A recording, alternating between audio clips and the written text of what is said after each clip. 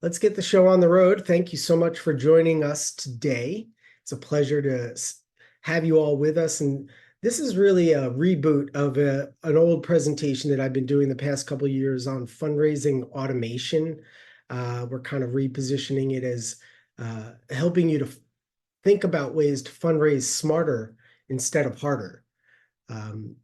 We want to do more with less is probably the basic theme. I'm Greg Warner. I'm your host for today and presenter. I'm the CEO and founder of MarketSmart.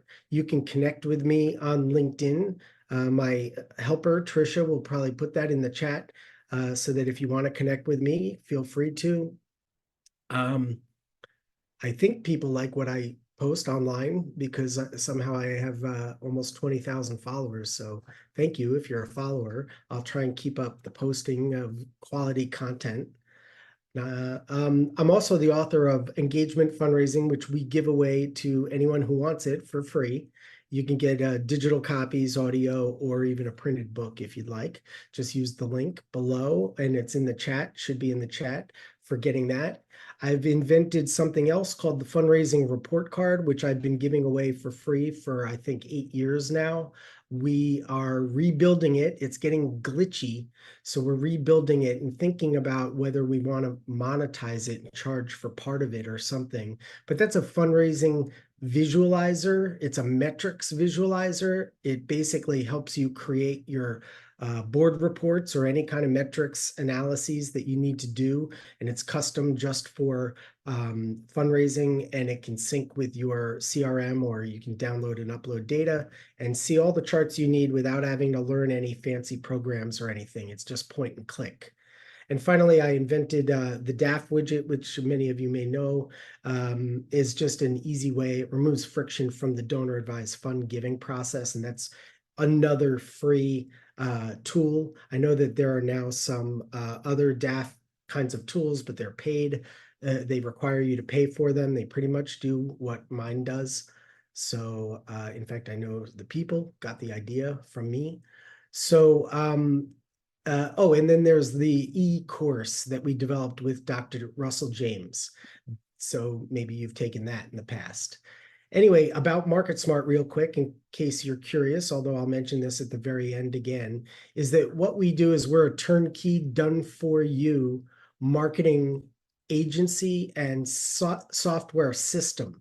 So imagine that you could outsource your major gift marketing support to a team that only knows how to do that and do it well, and has built their own proprietary software to ensure that it gets done properly and right. That's what we do. Most major gift teams don't have outsourced marketing, but we're finding that we can increase results by at least 10 times and maybe even 100 times, which is our goal. So we guarantee a 10-to-1 ROI because this is what we're good at. We're specialists at, and basically it's mostly for helping you get meetings with people who are outreach ready and donation ready, people who want to talk at the right time. So here's one brand new testimonial from Shalita. Thank you, Shalita, if you're on the line. It's working, she says. You should see my pipeline and all the people that are ready to talk. You make my job so easy. That's what we love to hear. So that's what we do. Some quick housekeeping on what we're going to talk about today is that, yes, the recording and the slides will be sent to everybody. Even if a friend or colleague was not able to make it today, if they registered, they will get the recording and the slides. Now that the chat is working, please feel free to use that or put it in the Q&A. I won't be able to actually answer questions in real time. I'll hold that off until the very end, if you don't mind. So although it says raise hand, please don't, because I won't be able to pause. If you decide that you'd like to learn about what MarketSmart does, we'd certainly appreciate that, and we will not pressure you in any way. It's not that's not the way we sell. So feel free to go to our website at imarketsmart.com and arrange a quick chat with one of our team. All right, so as we get into this, let's take a quick poll. And because I want to see who we've got on the line and make sure this is going to be tailored to the right audience. But how important is it for your organization to raise major gifts? I'm going to start that poll in just a all right. Thank you for doing that for me. Yep. So we'll give it maybe 10 seconds and see how important it is for our audience that raising of major gifts. Yep. All right. So they're coming in strong. Let's give it another 3, 2, 1. All right, I'm going to close it out because it's pretty clear that it's very important. It's extremely important. Let me hit the share results. Yeah, 92% say it's extremely important. 8% say it's somewhat important.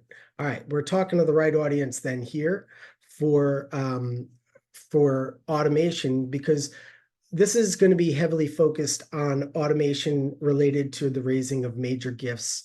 Although it can help with mid-level and low dollar giving, transactional giving, we're going to be focusing mostly on how to raise major gifts using this. So we'll talk about why, and I'm probably going to spend about half of the event talking about why you want to consider automation.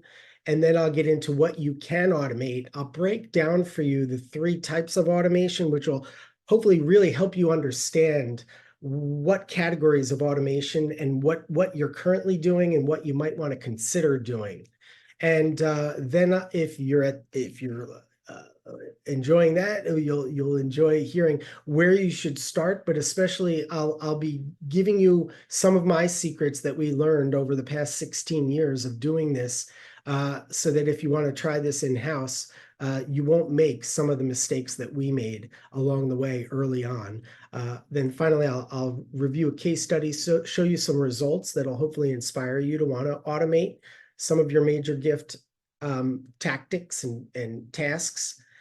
Then I'll go into a quick explanation, a little deeper than what I just did for 15 seconds before, about MarketSmart, so you can see how we do it.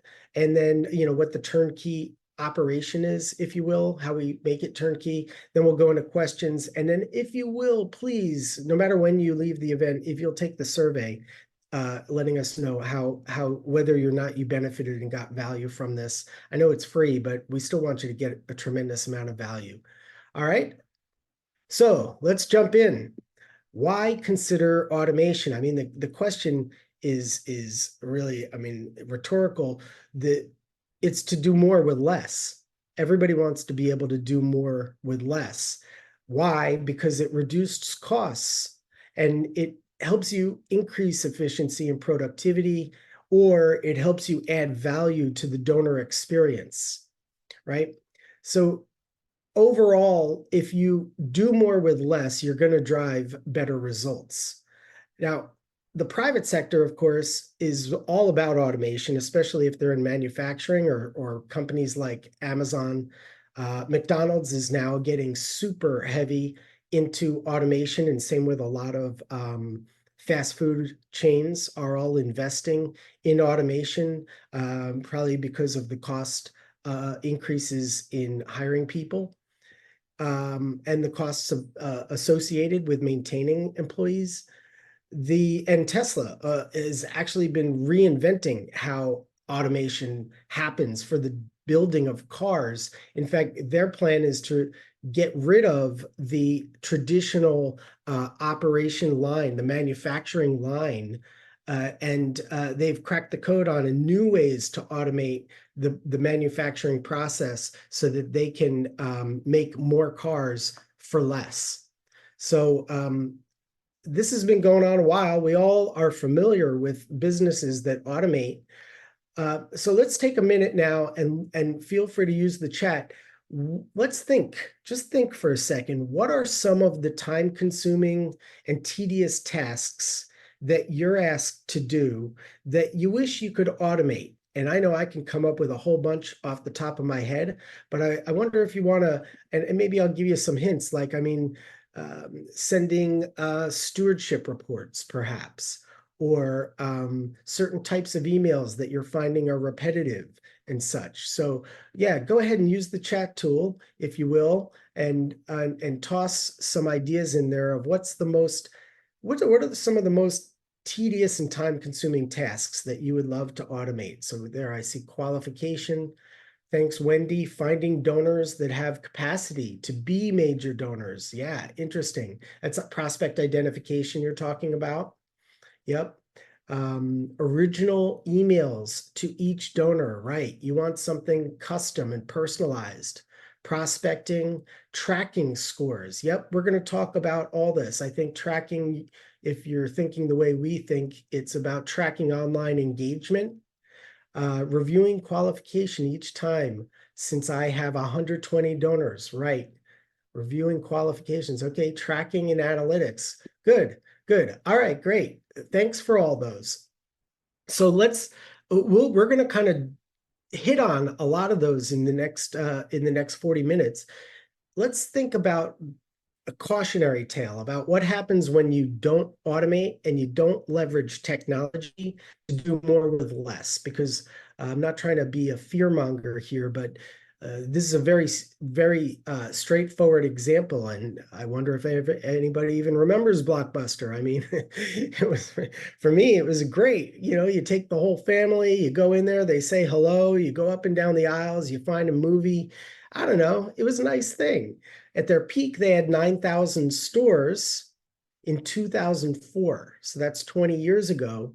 Today, they have just one in Bend, Oregon, right? So let's look at this, and their efficiency, if you will, is that they had at their peak 85,000 employees generating $6 billion in revenue for a per employee revenue of $70,000. Now, we all know that Netflix came and all the other kinds of streaming services, but Netflix was the first to really build automation into this kind of entertainment experience. And as of the end of last year, 2023, Netflix only had 13,000 employees, but they were generating $33.7 billion at a revenue per employee of $2.6 million. That's 37 times more productivity thanks to technology, right? So technology is really the key to automation success, and automating technology can be the key to gift officer optimization and success too.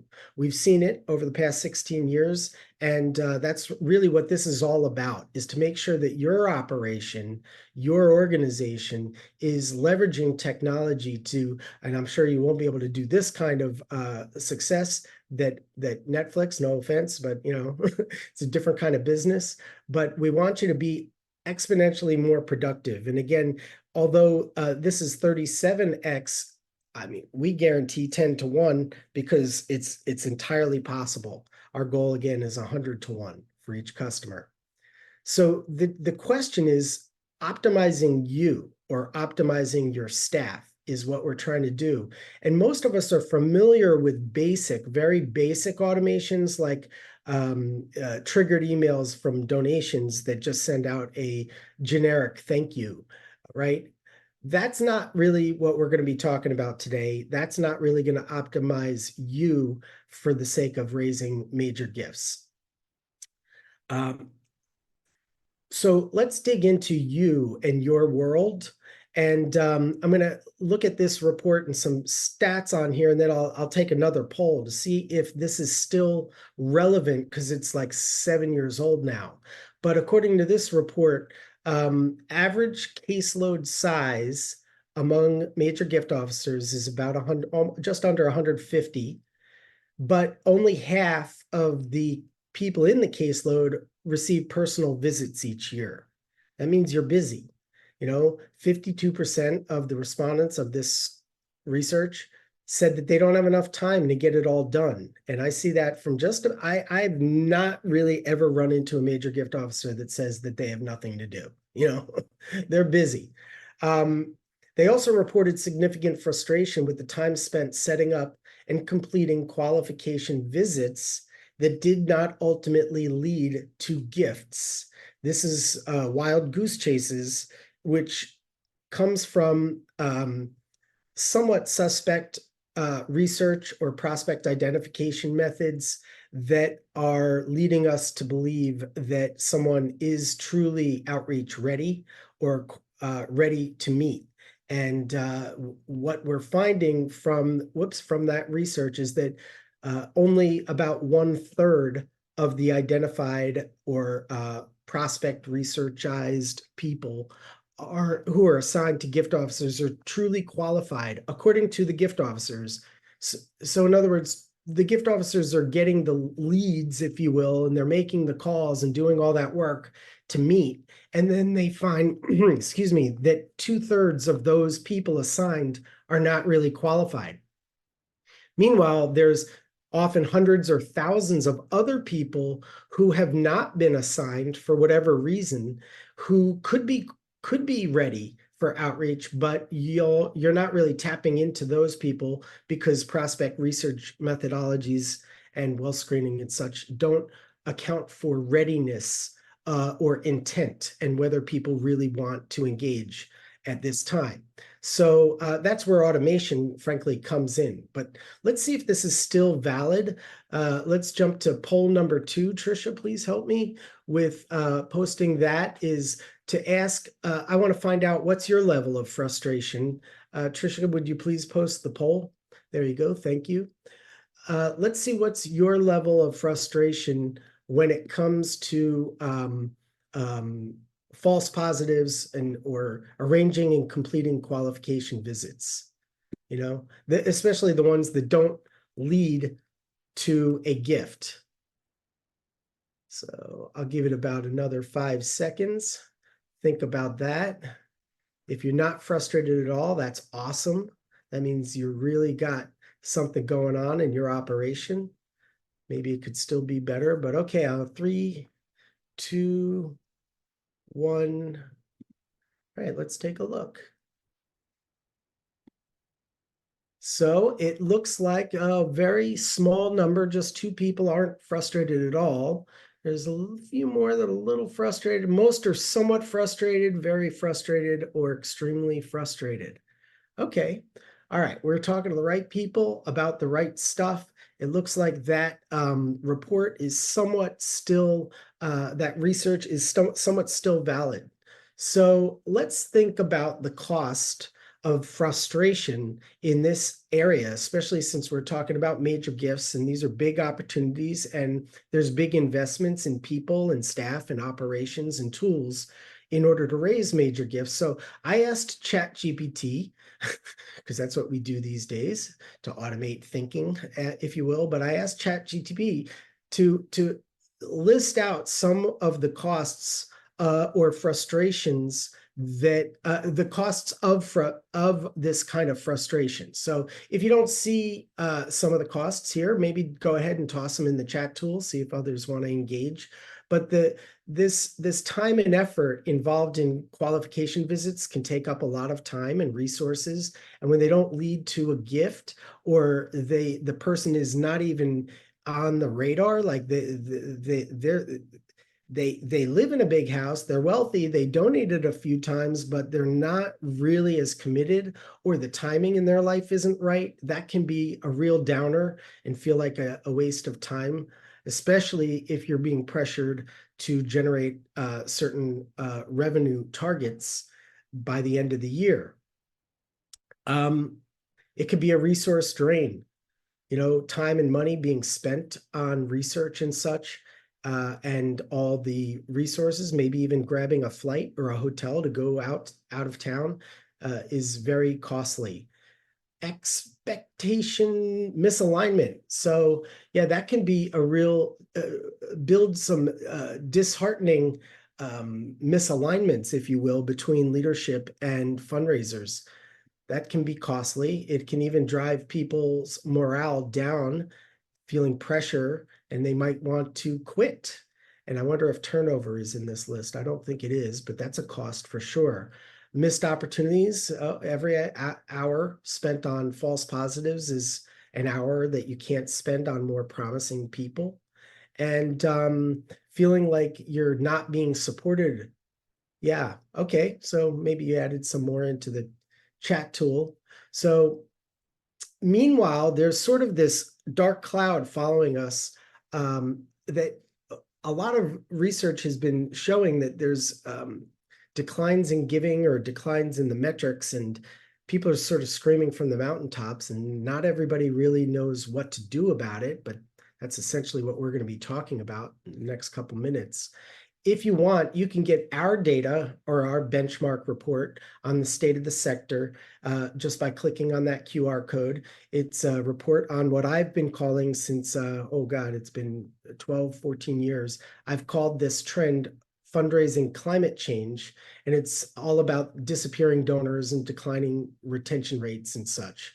So I'm just going to give you the highlight reel of what's going on. This data, by the way, comes from that free reports analytics tool that I give away called the Fundraising Report Card, which you can upload your data. And if you have any trouble, because like I said, it's getting buggy, that's why we're rebuilding it, just reach out to us and we'll work with you on it. It's free. We'll help you for free. It's no strings attached. And all you need are these 3 data points, just the donor ID, anonymous, your donation date, and the gift amount for each record. Okay, so it's really simple and we'll help you, but here's a highlight reel of what's going on from our data over the past few years. Revenue retention, that's not donor retention, but the amount of revenue you're retaining from your donors year to year has been going down on average. And by the way, we have broken in on our benchmarks by industry sector, if you will. So like if you're in education, you could see your numbers, but this is overall for the entire fundraising industry. So that means you needed like 40%, you needed to replace 40% of your revenue back in 2019 to 2020, but nowadays you really need to replace closer to 60% of your revenue each year. And with donors, it's the trend is bobbing around, but in general, kind of going down. I guess we'll see next year too. But it's been you needed 60 to backfill 60% of your donors in the past, and now it's more like 65%. This retention rate of 34-35% overall, and is very low compared to other kinds of businesses. This is from customer gauge research, which shows that the retention rates of different industries. Very high level though. The average donation amount had reached a peak 2 years ago, and it seems that COVID really drove up donations and donation amounts, but I think we reached a peak and it's starting to settle back down. In fact, it was down 8.5% last year, all the while inflation increased almost 4% last year. So I'm surmising that the wealthiest donors are giving a little bit less now, and or are giving to what I like to call your ultimate competitors, which are the donor advised funds and family or foundations. Another quick few metrics here is first time donor retention is down to 19% from 23%. It's actually, even this year, I've been seeing it's getting closer to 17%. Reactive donor retention is on its way down. Repeat donor retention on its way down. And when we look at $100 donors versus $5,000 donors, well, let's look at the $100 donors first. In 2020, we saw that the retention rate for those low dollar donors was upwards of 23%, and now it's down around 17%. That means if you're investing a lot in generating acquisition, then across the board, it seems that we're not really holding those donors. They're not giving again. But among $5,000 plus donors, it's pretty much consistent. In fact, it went up just a little bit.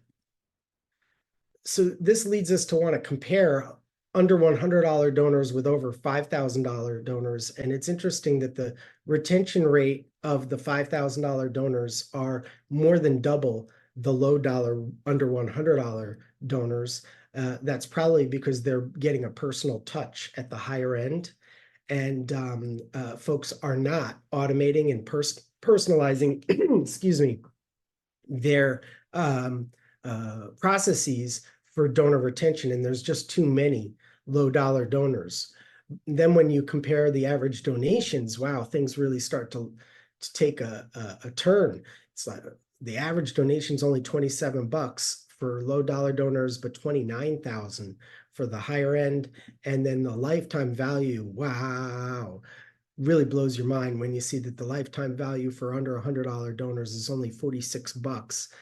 And this doesn't even count legacy gifts, but $77,000 for the larger donors. So if you're in major gifts and you're frustrated, well, you have reason for concern because there's a lot to lose in that realm. So what was formerly called the 80-20 rule or the Pareto principle used to be that 20% of your donors supplied 80% of your revenue, but now it's more like really 0.77% of your donor base is going to make up almost 68% or just over 68% of all of your donation revenue. Again, you can see how your numbers compare, but most organizations fall into this. They mirror this, and your under $100 donors are making up 76% of your donor base, but make up only 6% of all your revenue. So what people are saying is that we're seeing larger gifts from richer donors, but the mid-level and the low dollar donors are disappearing. And a lot of people in the sector are feeling challenged by this, and they're finding themselves flat-footed and unable to easily adapt. That's, of course, I mean, selfishly why we recommend you outsource it. Okay, piling on, and we'll finally get past the why you should consider automation. But the cost of acquisition is skyrocketing due to inflation, and printing costs, postage costs keep going up, staff salaries, of course, increasing. And we're entering into a period, it's like we've had the slowest roll where people said we were going to go into a recession, and we really never did. But it does look a lot more like we're entering into stagflation, which is persistent inflation with low GDP growth. We have had GDP growth, but when people sift through the data, most of it's from government growth. So if the government's spending more on government, a lot of times that gets factored into the GDP. And then you're like, okay, so is the country really growing, or are we just moving money around? I wonder and I worry that low dollar donors are going to continue to fall out and give less, and that major donors are going to continue to become wealthier. So that's all the more reason why we need to do more with less and optimize you, not replace you, but optimize you and your colleagues with technology. Now, this is nothing new. Back, it was 21 years ago that marketing automation technology was introduced.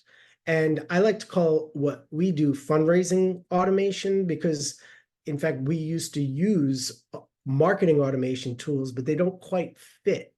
They don't quite fit for fundraisers. It's clunky. They try and put a square peg into a round hole.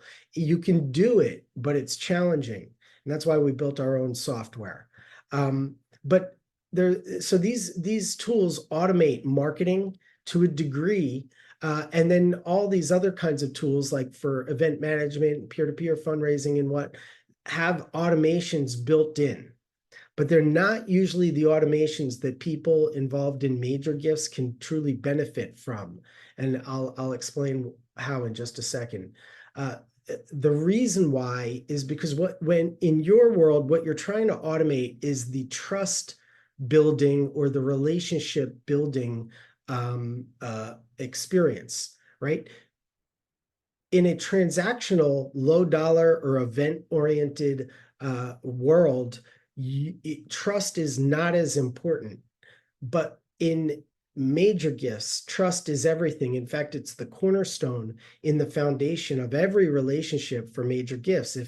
If the donor doesn't trust you, it's over. As it's just over.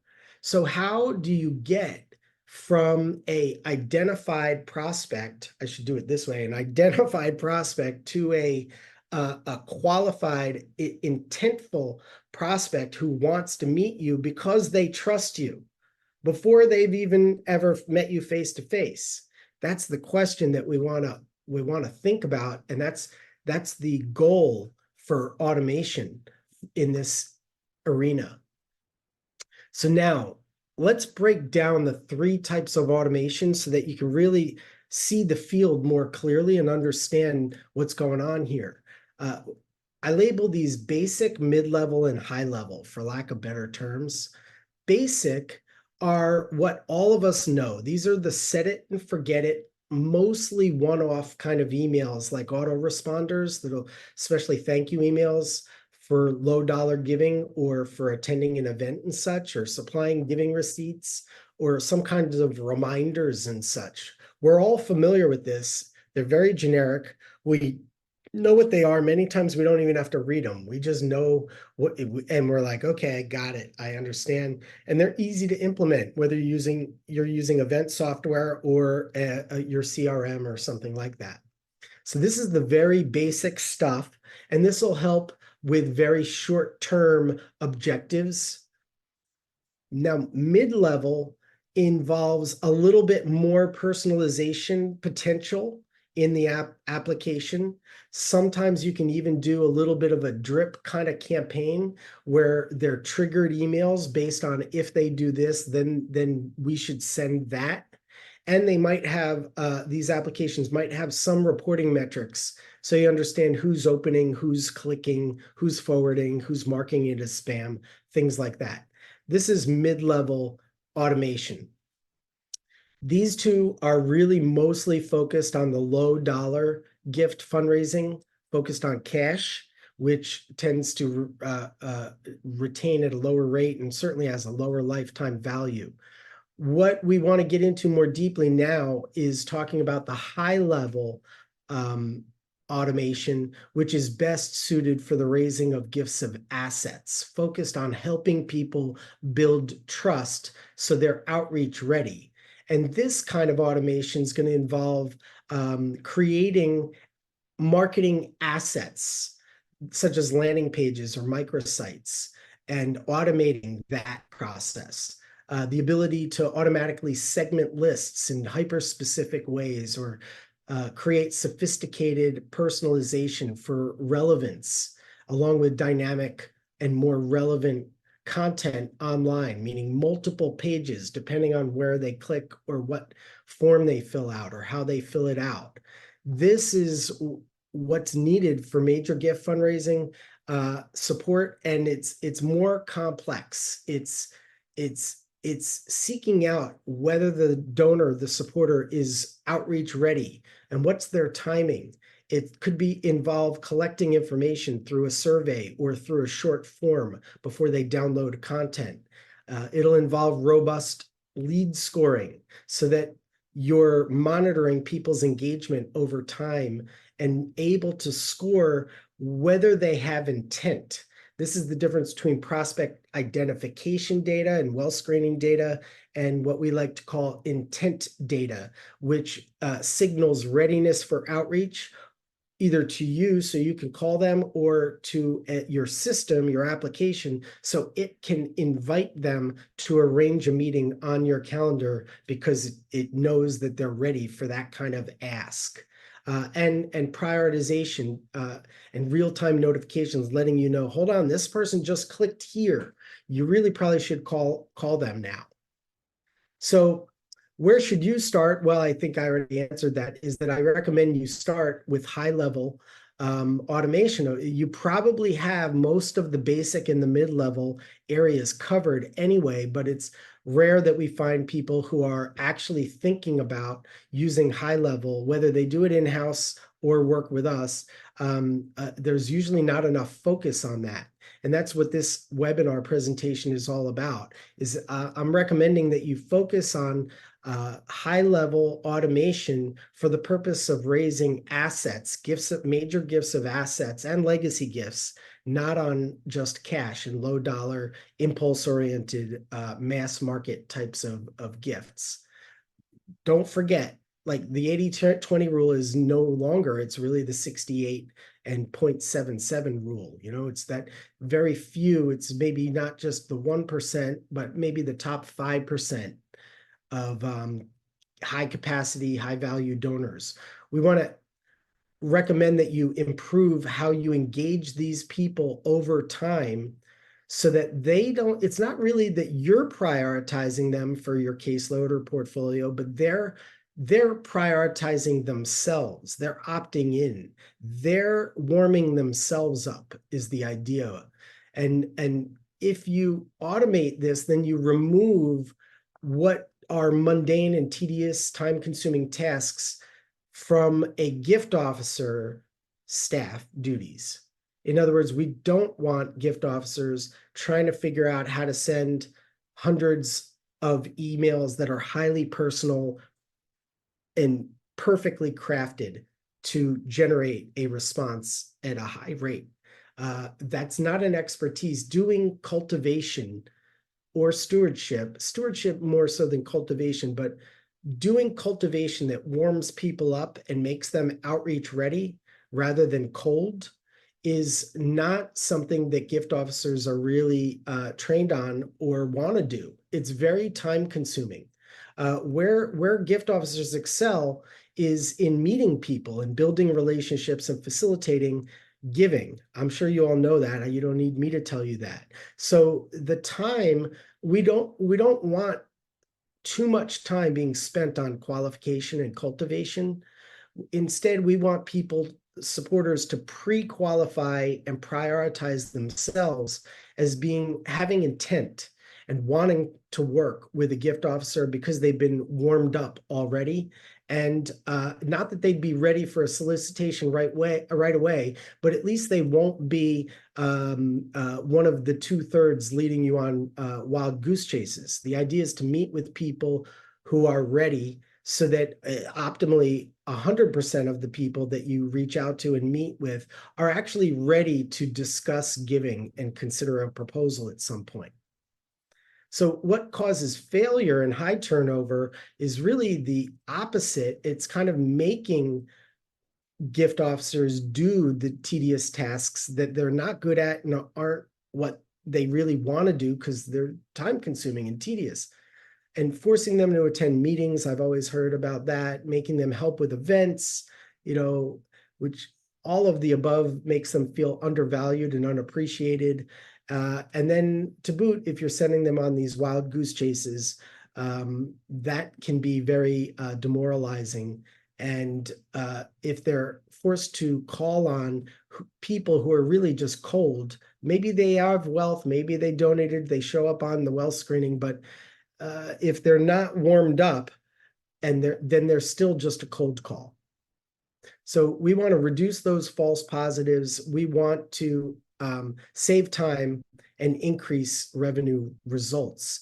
The idea is to scale your cultivation, qualification, prioritization, and even your stewardship efforts through automation. So now let's get to the real good stuff. I hope, thanks for being patient. I'm going to show you some examples, and then I'm going to give you some secrets as to what you should not do and what you should do if you decide to take this on and do it yourself. Example one is a email that, and these, I mean, they come from our system, just saying, because I don't really have other examples. But here's a wonderful email that was sent from our automated system to a supporter. It's very simple, it's very basic, and it has one little link, and you'll notice it doesn't ask for money. It's just a nice thank you. Here's the response. And believe it or not, we get a lot of responses.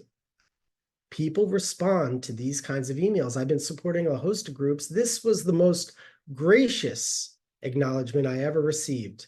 Tell your supervisor I said to keep you on staff. Your mother brought you up right. This is how you automate building trust. It's not by asking for money every time. It's not by asking for anything. It's actually by just giving to people and making them feel good. So example number 2, I'm going to get a little more detailed on it. Here's one that gets a little more specific and personalized. So it's of course got a personalized salutation. It's coming from a particular gift officer, and you want to make sure that your automations do that. You don't want them generic. They've got to come from the person who's been building the relationship or will carry the baton forward once the supporter engages and sets up a meeting. So you can make that. It's just technology, and it usually just requires a form, a field in your data. And then you get into even some relevance here with personalization based on, for us, what donors are saying in a feedback survey. So you can show them that you heard them. And finally, you always want to have a call to action, but almost never do you ever want to ask anybody for money. So the call to action should be some kind of value-oriented offer that will help people move themselves through the consideration process for determining whether they feel trusting in you and ready to meet or talk about giving at a high level. One thing, as you saw with the previous example, is that the replies should always go to your inbox, not like a info at mailbox. It should go directly to the gift officer that's listed here, so that if it turns into a dialogue and a conversation, they can take it over and continue the conversation. Here's just, well, actually, there's 2 more. This one I'm not in love with because it had a donate button, and we really frown on that, but our customer demanded it. We did it anyway, and still quadrupled their typical open rates and click rates. So from a cultivation perspective, even though it did what I didn't want it to do, meaning asked for money, even though it's a soft ask, it still performed pretty well. And then here's just one more. This actually is what we call a door opener type of email that gets sent to the right people at the right time, where it basically asks them very succinctly, look, is it time to meet? Would you like to meet? Are you warmed up? Are you ready? And they can use that link to schedule time with a gift officer to further move the relationship and the process along. So I know I went through those fast. Don't worry, you'll get the slides and you can see those examples up close. I want to tell you, we had one story, I think it came almost a year and a half ago from Rensselaer College. And it was pretty amazing because it was one of those response emails where somebody responded to a automation. And it ended up turning into a $4.5 million donation. So sometimes people say to me, well, high capacity people don't take surveys. High capacity people don't respond to emails, but I'm sorry, but they do. They do. So don't use your anecdotal evidence, believe the data, and we've got a lot of it. I implore you to consider to scale your operation with automation.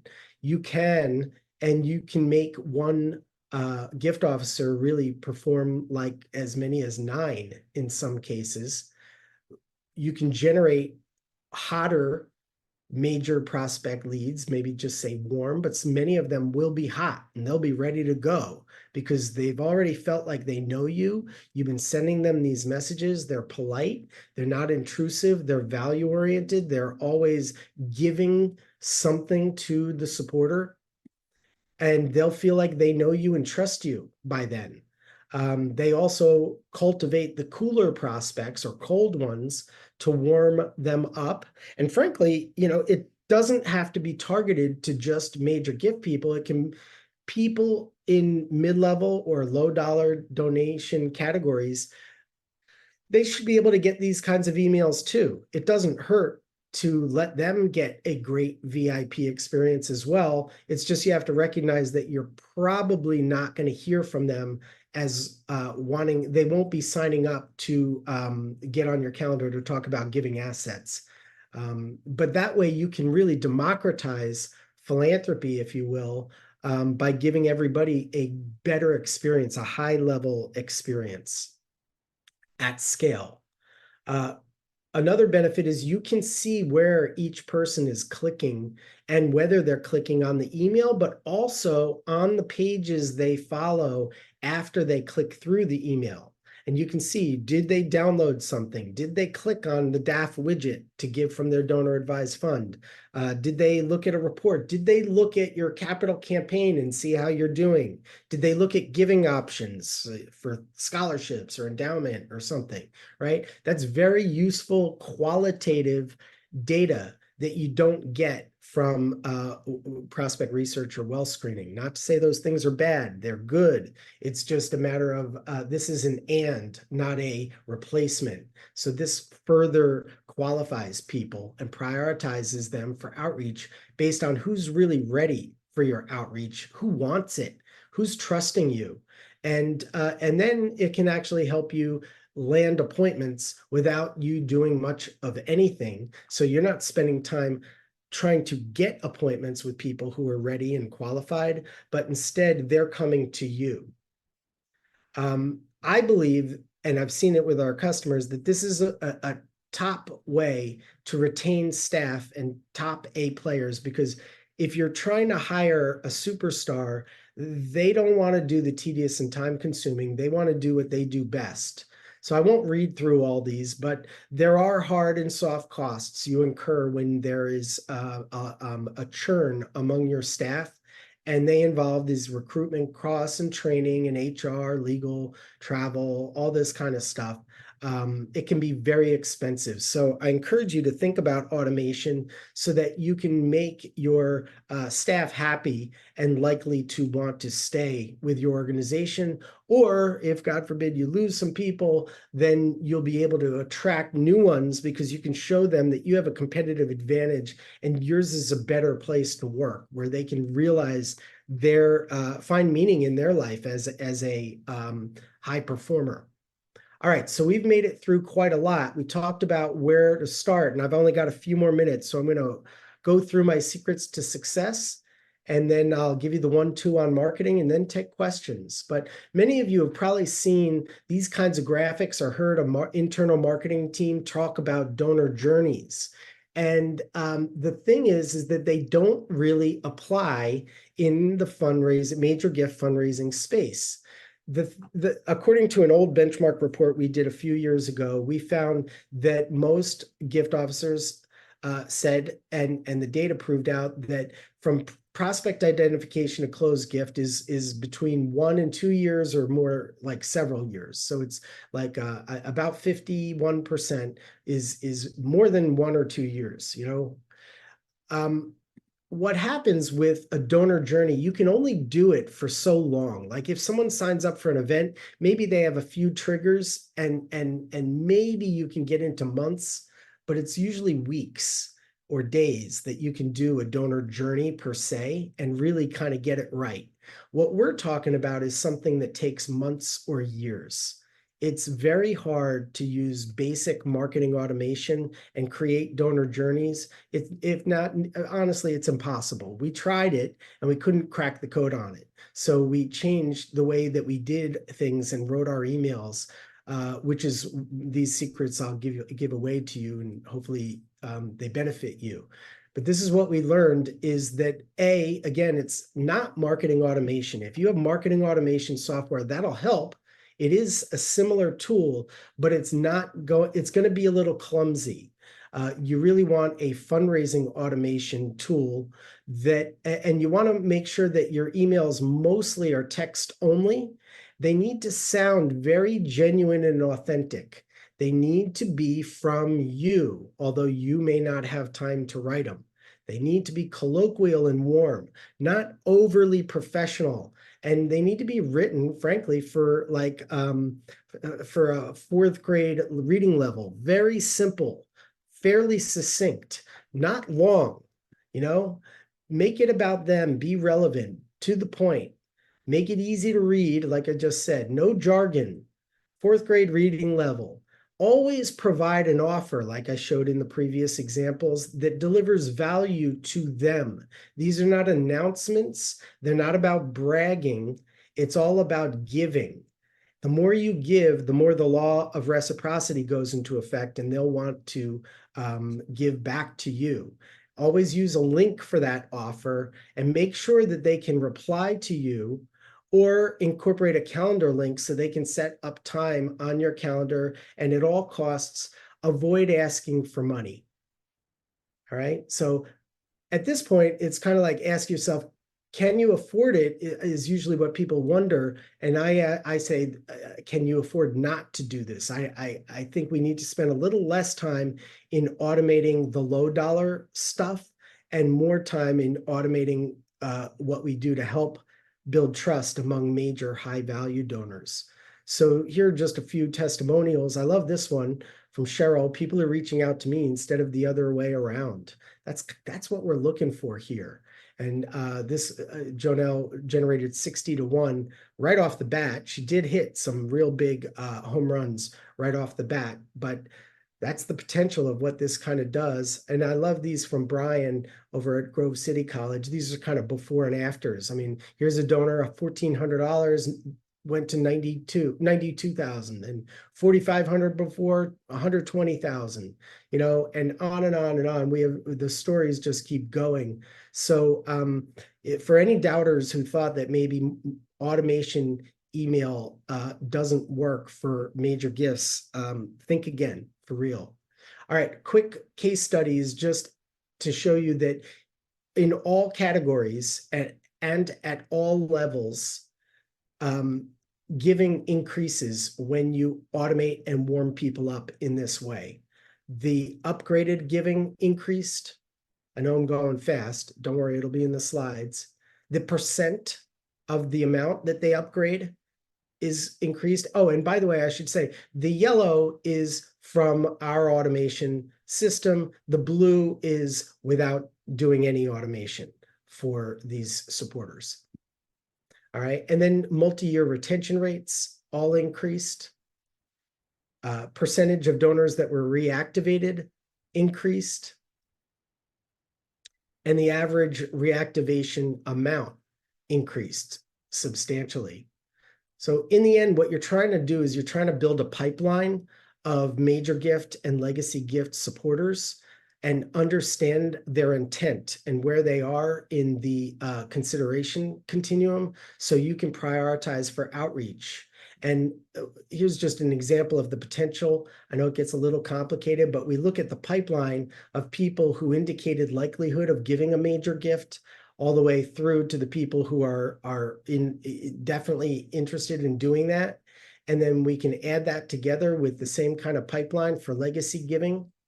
And in the end, what we do is we look at all of them and the entire engaged supporter pipeline to determine an ROI, which this customer has been with us for a very long time. So they are already over 100 to 1. All right. So that wraps it up. I'm going to give you a really quick explanation of what MarketSmart really does, just maybe a minute and a half. And then please take the survey. If you decide not to stay for what I'm about to do, our little advertising promo and the Q&A that will follow, just please take the survey on your way out. All right. Thank you very much. All right, so MarketSmart, I mentioned at the beginning, is we're a turnkey, outsourced, done-for-you fundraising automation company. So we do it for you. If you're scratching your head saying, God, I'd love to do all that, but I don't know how, and my team they do marketing automation and they focus on low-dollar donors, especially the marketing team, then that's when people come to us, because they know that this is an expertise. It's very relational. It's not transactional. They really want the experts to do the warming up of the unassigned for outreach, the unassigned caseload, potential caseload supporters. So our system works like this. We usually start with a survey. There are other methods we use, but this is the best one, is we'll survey people and they will take the survey. I promise you, it's even a self-qualifier, because people who take the survey tend to be better prospects than just regular well-screened prospects. You know, I call it tech-enabled donor discovery. It's a pre-qualification method, not a prospect identification method. And qualification is the key to optimization of staff resources. So once they tell us about themselves and why they care and where they are in the consideration process and all this stuff, then we can automate the emails to be more personalized and relevant, and that are thoughtful and considerate. Those emails always include a link to some kind of content online that takes people to a VIP sort of zone online where they can engage with major gift-oriented materials and content, and then they can even set up appointments with you. So this is a VIP zone, and we do it all. We build that for you with the right words that we know that work to help people move themselves through the consideration continuum over time, until such time that they signal that they're ready to finally chat with you and talk turkey. And that's when you'll get notified, or they'll be prioritized in the dashboard, or they'll just set up a time to meet with you so that you can facilitate their giving. The system's proven. It zeroes in on the people who are ready to engage and meet with you now, and it cultivates all the other people or stewards them automatically. That helps also to migrate mid-level and low-dollar donors, because you're just giving them value-oriented, relevant, personalized, authentic communications rather than promotions that scream, "I want you to give." Okay, so the return on investment we guarantee is 10-1. We aim for 100-1 over the lifetime that we work with people. There's no risk to try what we do because we guarantee 10-1, and we'll give you your money back if we don't hit that. However, we have never had to give money back. So if you'd like, also for free with no strings attached, we'd be happy to look at your data for you and tell you what ROI we forecast for you. And that's free of charge. It will present your opportunity to you, your board, your leadership. It's really quite a thrilling report. Most people are really, really pleased with it. And we've been told that they would pay $10,000 for this kind of reporting from any other kind of consultant. But we'll give it away to you for free if you'd like. So thank you for bearing with me on the pitch about MarketSmart. So yeah, let's go ahead and take some questions. I'll go shoot in there, but go ahead and feel free to type them in there and we'll see what we've got. Christine, I won't say last names for privacy's sake, but is your system compatible with Donor Perfect Canadian version? It is and it isn't. I mean, we can integrate with really any CRM. It's an open API, which means that because we collect so much data, there is some on your end where a decision making to decide which data points you really want in your CRM. You may not want every click. It's just a little bit much. So Jeff, I'm a fractional development officer, consultant for multiple clients. Is usage of this structured in a way that allows me in my role to leverage this in my back office for my yes and no. Extra middleman. You're not an extra middleman. We do work with consultants because frankly, we don't have time to coach gift officers on using the system. We do all we can. Our customer success team is amazing, but I will say that when a consultant's involved, especially if there's a capital campaign going on, the value increases. So certainly don't want to knock my customer success team. They can help, but everything seems to, all boats rise when there's a consultant involved. What integrations do you have with CRMs and donor? Yeah, so same question, Allison, is that we can integrate with really pretty much any CRM. One more, our university recently used an automated system to send stewardship reports. Many of those who it was sent to didn't get it, and it was flagged as spam. What's the best way to get around this, as you suggest automating things more? Clearly needs to be followed up. Yes, it definitely needs to be followed up with personal touch. The nature of email is that depending on the reputation of the sender, in other words, the stewardship automation system, if that was in-house, it sounds like it was out of house, and you used a different application that has been flagged by too many donors or supporters of all kinds of organizations to that they were spam. So that hurts their authority, if you will, and the trust that like Google, for instance, with Gmail. If the trust is diminished, then Google will filter them directly to spam. It's because of the sender. So we tend to not have that problem because we keep our reputation clean. I can't make too, I don't want to overpromise, but the only alternative is to do it one-off from one-off emails, which defeats the purpose of automating it, or to use direct mail. So it's kind of a cost versus, who are we missing? But I worry that it sounds like the application used was not a good one with a good reputation. So how does automation follow on from the content in your book? Stacey, I hope I'm understanding that. How does automation follow on from the content in my book? I'm not sure if I understand the question, so I apologize. But Stacey, if you'll reach out to me on LinkedIn or post another question here while I'm going into the others, that would be really great. So let's see if there's others. Yeah, I don't forgive me that I don't understand the question. So I think that's all the questions. So unless anything else comes in the next couple seconds. If we're submitting a budget ballpark today, how best to give us a range to test the system? Valerie, we'll have somebody call you right away. It depends what you need. So let me make sure, and Trisha, make sure that somebody reaches out to Valerie right away.